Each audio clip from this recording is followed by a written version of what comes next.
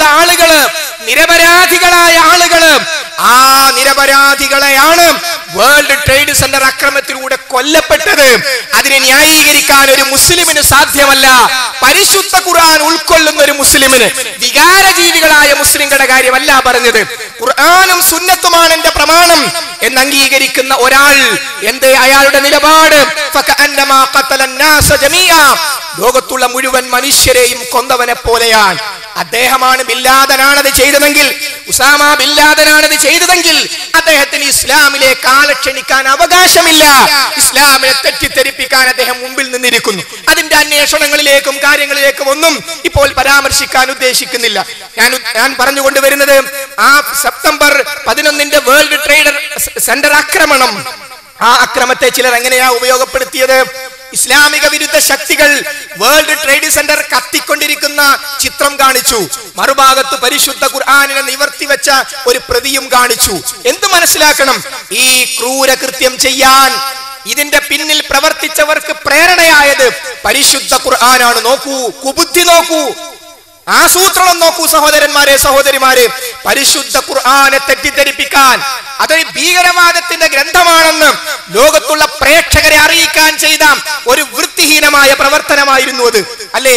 പക്ഷേ അല്ലാഹു സുബ്ഹാനഹു വ തആലയാണല്ലോ ലോകത്തിന്റെ നാഥൻ. അവനാണല്ലോ നമ്മളെ എല്ലാവരെയും സൃഷ്ടിച്ചത്. ചിലർ ഉദ്ദേശിച്ചതുപോലെയല്ല കാര്യങ്ങൾ നടന്നത്. അല്പമൊക്കെ ചിന്തിക്കുകയും കാര്യങ്ങൾ വിവേചിച്ച് മനസ്സിലാക്കുകയും ചെയ്യുന്ന യൂറോപ്യർ എന്ന് ചിന്തിച്ചു, അത് ശരി. ഈ അമേരിക്കയുടെ പെന്റഗന്റെ മുഴുവൻ പ്രതിരോധ സംവിധാനങ്ങളെയും തകർത്തുകൊണ്ട് ഈ വേൾഡ് ട്രേഡ് സെന്റർ ആക്രമിക്കാൻ മാത്രം വലിയ സൂത്രം ഖുർആനിൽ ഉണ്ടെങ്കിൽ അത് വല്ലാത്തൊരു ഗ്രന്ഥാണല്ലോ, എങ്കിൽ ആ ഖുർആൻ ഒന്ന് പഠിക്കണം. അവരങ്ങനെയാ ചിന്തിച്ചത്. ഫ്രഞ്ച് ഭാഷയിൽ, ഇംഗ്ലീഷ് ഭാഷയിലുള്ള ഖുർആനിന്റെ പ്രതികൾ ചൂടപ്പം പോലെ വിറ്റഴിഞ്ഞു. ഇന്നും അന്നും ഇന്നും അഥവാ ഈ അടുത്ത വർഷങ്ങളിലായി അമേരിക്കയിലെ, യൂറോപ്പിലെ ഫാസ്റ്റ് ഗോയിങ് റിലീജിയൻ, എത്രയും പെട്ടെന്ന് പ്രചരിക്കുന്ന മതമേതാ? ഉത്തരം ഒന്നേയുള്ളൂ, ഇസ്ലാം. ഇസ്ലാം എന്നാണ് ഉത്തരം. എന്തേ കാര്യം? പരിശുദ്ധ ഖുർആനിലൂടെ ഇസ്ലാമിനെ തെറ്റിദ്ധരിച്ചവർ ഖുർആനിലൂടെ ഇസ്ലാം പഠിക്കാൻ തുടങ്ങി, ഖുർആനിലൂടെ ഇസ്ലാമിന്റെ യുദ്ധത്തെ മനസ്സിലാക്കാൻ തുടങ്ങി, ഇസ്ലാമിന്റെ കാരുണ്യത്തെ കുറിച്ച് മനസ്സിലാക്കാൻ തുടങ്ങി. ഇതല്ലേ ഈ വമ്പിച്ച വളർച്ച ലോകത്ത് സംഭവിച്ചുകൊണ്ടിരിക്കുന്നു. അതേപോലെ മഹാനായ നബി കരീം സല്ലല്ലാഹു അലൈഹി വസല്ലമയുടെ കാലം, അവിടുന്ന് ശേഷം മഹാനായ ഉമർ ഇബ്നു ഖത്താബ് റളിയല്ലാഹു അൻഹുവിനെ പോലെയുള്ള മഹാന്മാരുടെ കാലഘട്ടം, സാമ്രാജ്യങ്ങൾ ഇസ്ലാമിന് കീഴൊതുങ്ങിക്കൊണ്ടിരിക്കുന്ന, ഇസ്ലാമിനെ അംഗീകരിച്ചു കൊണ്ടിരിക്കുന്ന കാലഘട്ടമായിരുന്നു. അന്ന് അവർ ചെയ്ത ഒരു പരിപാടി ഉണ്ടായിരുന്നു. ഈ ഇസ്ലാമിന്റെ വളർച്ച ഇത് ശക്തമായി നടക്കാൻ കാരണം ആയുധങ്ങളല്ല, മറിച്ച് ഇസ്ലാമിന്റെ ആദർശമാണ്. ആ ആദർശത്തെ നേരിടാൻ നമുക്ക് സാധ്യമല്ല. അതുകൊണ്ട് ഇസ്ലാമിക വിരുദ്ധ ശക്തികൾ എന്ത് ചെയ്തു? അവർ ആസൂത്രണം ചെയ്തു. ഇതിനെ തകർക്കാൻ നമുക്ക് സാധ്യമല്ല, നേരിട്ടെതിർത്താൽ നമുക്ക് സാധ്യമല്ല. അതിനവർ എന്ത് ചെയ്തു? ഇസ്ലാമിന്റെ ലേബലിൽ നേരിട്ട് പരിശുദ്ധ ഇസ്ലാമുമായി ഏറ്റുമുട്ടാൻ സാധ്യമല്ല എന്ന് മനസ്സിലാക്കിയ ഇസ്ലാമിക വിരുദ്ധ ശക്തികൾ, വിശിഷ്യ ജൂതന്മാർ, അവരെന്ത് ചെയ്തു? ഒരാളെ വേഷം മാറ്റി ഇസ്ലാമിക സമൂഹത്തിലേക്ക് വിട്ടു. അബ്ദുല്ലാഹിബ്നു സബ് എന്നായിരുന്നു അദ്ദേഹത്തിന്റെ പേര്. ജൂതനാണ്, പക്ഷേ ഇസ്ലാമിക വേഷം ധരിച്ച് ഞാൻ മുസ്ലിമാണെന്ന് പറഞ്ഞ് സഹാബത്തിനോടൊപ്പം കഴിഞ്ഞുകൂടുകയാണ്. അദ്ദേഹത്തിന്റെ പണി എന്താണ്? മഹാനായ പ്രവാചകൻ സല്ലല്ലാഹു അലൈഹി വസല്ലമയെ കുറിച്ച്, അവിടുത്തെ കുടുംബത്തെ കുറിച്ചുള്ള പോരിശകൾ പറയലാണ്. ആർക്കാണ് ഇഷ്ടപ്പെടാതിരിക്കുക? ലോകത്തിന്റെ പ്രവാചകനെ കുറിച്ച് പറയുന്ന സംസാരം ആരാണ് കേൾക്കാതിരിക്കുക? അങ്ങനെ അദ്ദേഹം കഥകളും മറ്റും പറഞ്ഞ് പരിശുദ്ധ ഇസ്ലാമിന്റെ ആളാണ് ഞാനെന്ന് ബോധ്യപ്പെടുത്തുന്ന അവസ്ഥയിലെത്തിയപ്പോ തന്റെ മനസ്സിൽ തന്നോട് തന്നെ ഇങ്ങോട്ട് നിയോഗിച്ചയച്ച അപ്പോസ്തലന്മാര് പറഞ്ഞ കാര്യം മെല്ലെ മെല്ലെ പറയാൻ തുടങ്ങി. എന്തായിരുന്നു? പ്രവാചകനെ കുറിച്ച് പറഞ്ഞ്, അവിടുത്തെ കുടുംബത്തെ കുറിച്ച് പറഞ്ഞ് അദ്ദേഹം പറഞ്ഞു, നിങ്ങളൊന്ന് ആലോചിച്ചു നോക്കൂ. മഹാനായ പ്രവാചകന്റെ മകൾ ഫാത്തിമ റളിയല്ലാഹു അൻഹ, ആ ഫാത്തിമ റളിയല്ലാഹു അൻഹയെ വിവാഹം കഴിച്ച അലി ഇബ്നു അബീ ത്വാലിബ് റളിയല്ലാഹു അൻഹു. ഓരോ ഖുലഫാഉർ റാഷിദീങ്ങൾക്കും ഒട്ടേറെ പ്രത്യേകതയുണ്ട്. ഇദ്ദേഹത്തിന്റേത് പ്രത്യേകമായി എടുത്തു പറഞ്ഞു. അദ്ദേഹമല്ലേ യഥാർത്ഥത്തിൽ ഒന്നാം ഖലീഫയാകേണ്ടിയിരുന്നത്? നിങ്ങളൊന്ന് ചിന്തിച്ചു നോക്കൂ. പക്ഷെ ആരും ചിന്തിക്കാൻ തയ്യാറായില്ല. കാരണം അവർക്കറിയാം പ്രവാചകന്റെ വിയോഗം കഴിഞ്ഞിട്ടേ ഉള്ളൂ. ഇവരൊക്കെ എങ്ങനെ ഖലീഫമാരായി, അവരാരാണ്, അവരുടെ സ്വഭാവം എന്താണ്, എല്ലാം അവർക്കറിയാം. അത് വിലപ്പോയില്ല. കാരണം ആദർശത്തോട് ചെറുതായൊന്ന് ഏറ്റുമുട്ടി നോക്കിയതാണ്.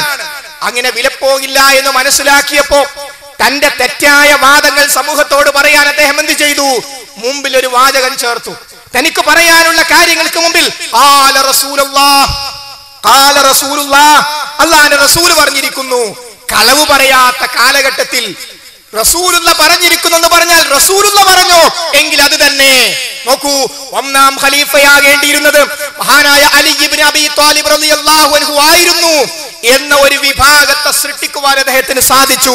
പ്രവാചകന്റെ പേരിൽ കളവ് പറഞ്ഞുകൊണ്ട് അങ്ങനെ ഒരു വിഭാഗം വളർന്നു വരികയാണ്. ഈ ചതിയിൽപ്പെട്ടുകൊണ്ട് ഒരു വിഭാഗം വളർന്നു വരികയാണ്. അതിനെ പ്രോത്സാഹിപ്പിക്കാൻ നേരത്തെ അവരോടൊപ്പമുള്ള മുനാഫിക്കുകൾക്ക് കിട്ടിയ സന്ദർഭം അത് തന്നെ എന്ന് പറഞ്ഞു അവരും അങ്ങ് പ്രോത്സാഹിപ്പിച്ചു. അങ്ങനെയാണ് ഷീഅത്തു അലി എന്ന അലിയുടെ കക്ഷി, മഹാനായ അലി ഇബ്നു അബീ ത്വാലിബ് റളിയല്ലാഹു അൻഹുവിന് ഇതുമായി യാതൊരു ബന്ധവുമില്ല. ഈ വാദമുന്നയിച്ചവരെ വധിക്കണമെന്ന് പറഞ്ഞ ആളാണ് മഹാനായ അലി ഇബ്നു അബീ ത്വാലിബ് റളിയല്ലാഹു അൻഹു. പക്ഷേ അദ്ദേഹത്തിന്റെ പേരിലാണ് ആ കക്ഷി അറിയപ്പെട്ടത്. ഷിആക്കൾ എന്ന് പറയുന്ന വിഭാഗം ഉണ്ടാവുകയാണ്. അവര് എന്താണ് ചെയ്തത്? പരിശുദ്ധ ഇസ്ലാമിനെ നശിപ്പിക്കാൻ ഒരാളെ വിട്ടു. ആ ഒരാളെ വിട്ടത് പിന്നീട് ഒരു വിഭാഗമായി മാറി. ആ വിഭാഗത്തിൽപ്പെട്ട പലരും അത് സത്യമാണെന്ന് ധരിച്ചുകൊണ്ട് അവർ മുന്നോട്ട് പോയി. അങ്ങനെയാണ് മഹത്തായ അഹ്ലുസ് സുന്നത്തി വൽ ജമാഅത്തിൽ ലോകാടിസ്ഥാനത്തിൽ ഒരു പിളർപ്പുണ്ടാകുന്നത്. സുന്നികളെന്നും ഷിആക്കളെന്നും പറഞ്ഞുകൊണ്ട് ലോകാടിസ്ഥാനത്തിൽ സുന്നികൾ എന്ന് പറയുന്നവരാണ് നമ്മുടെ നാട്ടിലുള്ള എല്ലാവരും തന്നെ. എന്നാൽ അതിന് വ്യത്യസ്തമായ വിഭാഗമാണ് ഷിആക്കൾ.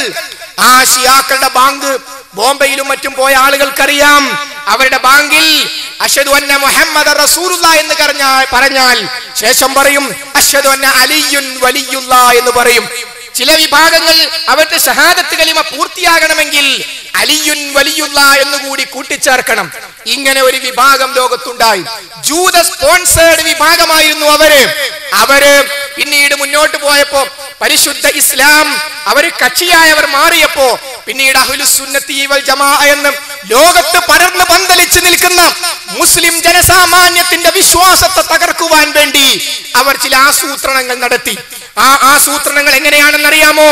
അവർ ഈ ഷിആക്കൾ ജൂതന്മാരിൽ നിന്ന് കിട്ടിയ ആശയങ്ങള്, അവർ സ്പോൺസർ ചെയ്ത ആശയങ്ങള് പരിശുദ്ധ അഹ്ലുസ് സുന്നത്തി വൽ ജമാഅത്തിലേക്ക് മെല്ലെ മെല്ലെ ഇടാൻ തുടങ്ങി.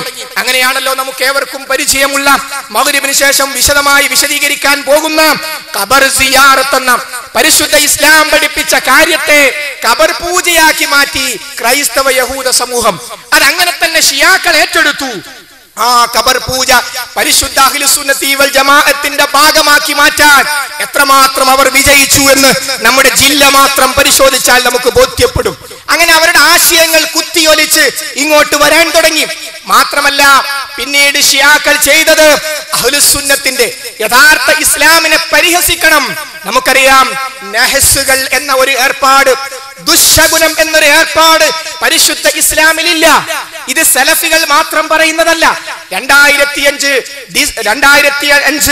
ഏപ്രിൽ മാസത്തിലെ സുന്നത്ത് മാസികയിൽ അവിടെ ഒരു ഫത്വക്ക് വേണ്ടി ആവശ്യപ്പെട്ടു. എന്തായിരുന്നു ചോദ്യം?